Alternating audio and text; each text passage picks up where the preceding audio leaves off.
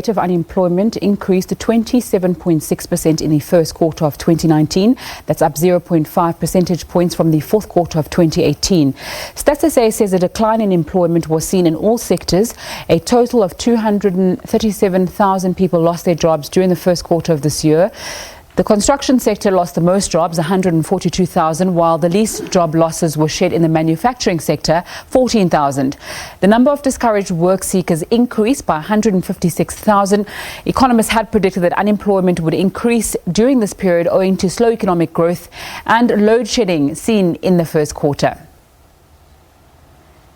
Jana Van Deventer, who is an economist at ETM Analytics, joins us for more on the jobs number. Thanks so much for your time on SABC News. That number doesn't seem to be moving too far away, and there doesn't seem to be inroads being made on our massive unemployment. Absolutely going in the wrong direction. South Africa has been battling this massive unemployment crisis for quite some time now, and even though we typically see a seasonal increase in the unemployment rate in the first quarters, the number that came out today was very, very discouraging, and we're seeing, as you mentioned, the number of discouraged work seekers increasing on a year-on-year basis. That number is also up, and then of course the big elephant in the room in the labour market is the high number of unemployed individuals, the youth unemployment rate, which has now increased to more than 55%. That is alarming, and it's a crisis in South Africa, and it needs to be addressed as soon as possible. So one of the ways that President Cyril Ramaphosa said that he was trying to address that was that youth employment service.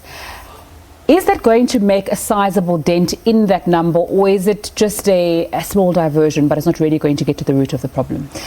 Well, if we look at the numbers, it suggests that that initiative has not done a lot for the youth.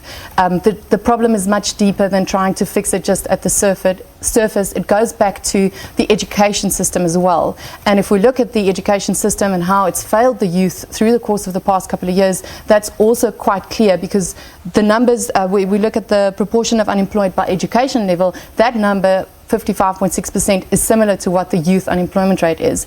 So it shows us that there's a deeper structural problem in South Africa that needs to be addressed. We need to get skills into the economy in order to, enable people to find jobs, and we also need to promote the kind of policies that will encourage entrepreneurship, to give lower skilled individuals also the opportunity to make a living for themselves. How then, if you're speaking about structure, does the apartheid legacy of the way that spatial planning is done, the way that people were educated and forced to not aim very high, how does that still affect us today?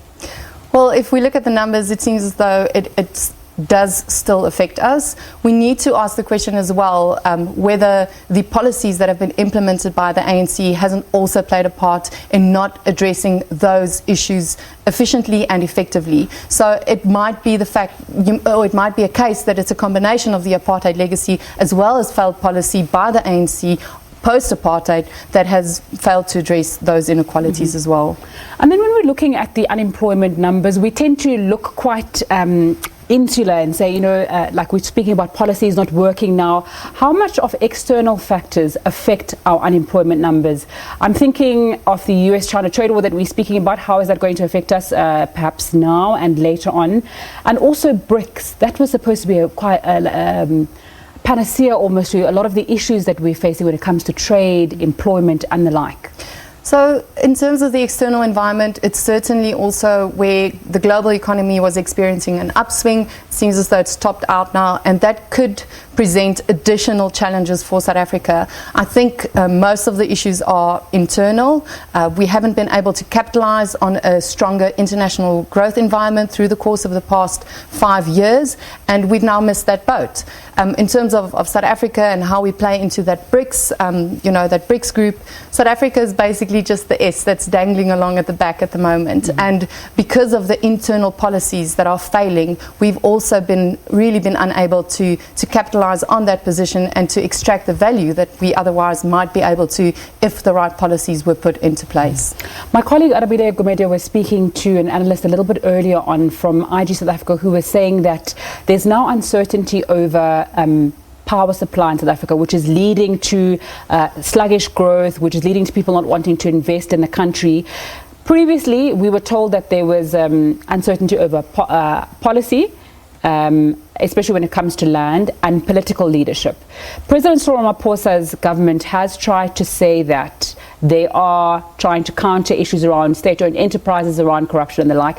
Just seems like it's not working. People don't really want to invest, and there needs to be something drastic done in South Africa. What is that drastic thing? So, actions speak louder than words. The right noises have been made by President Ramaphosa.